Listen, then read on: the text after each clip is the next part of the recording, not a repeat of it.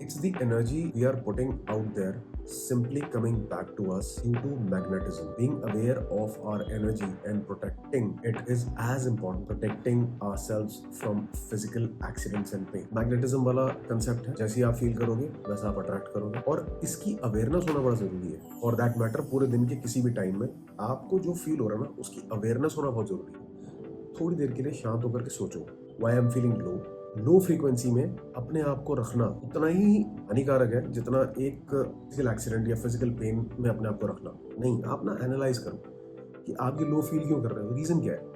Best way is to write down.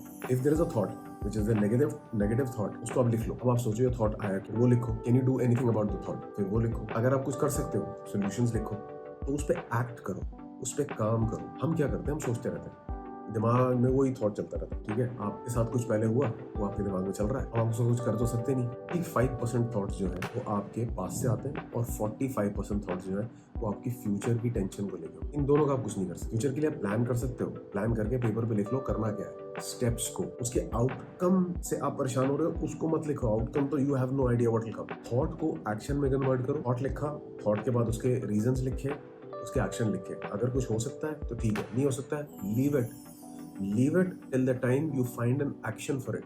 तब तक के लिए छोड़ दो जब तक उसके लिए कोई स्पेसिफिक एक्शन नहीं मिलता है। जब एक्शन मिल जाएगा, एक्शन उसको करो। हम क्या करते हैं, हम ना एक्चुअली सोचते रहते हैं, दिमाग में चीजें चलती रहती हैं, कभी भी पेपर पे जो है ना चीज नहीं होती। आप कोशिश करके देखना, हमेशा ये चीज काम करेगी। द मोमेंट आप पेपर पे कुछ लिख दोगे ना, ठीक है, वो आपके दिमाग से बर्डन हट जाएगा और वो बर्डन जो है पेपर पे आ जाएगा। लाइक फॉर एग्जाम्पल, मैं एक बुक हमेशा अपने पास रखता हूँ और रिसेंटली मैंने ये प्रैक्टिस शुरू करी है।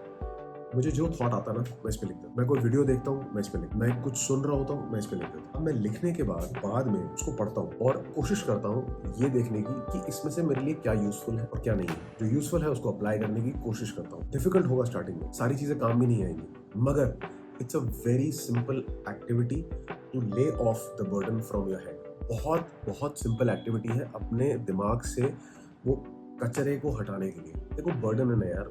अब 1 लीटर की बॉटल है, अब 1 लीटर की बॉटल में तो 1 लीटर पानी आएगा ना। अब उसके अंदर जब तक आप उसे खाली नहीं करोगे तो और कैसे आएगा।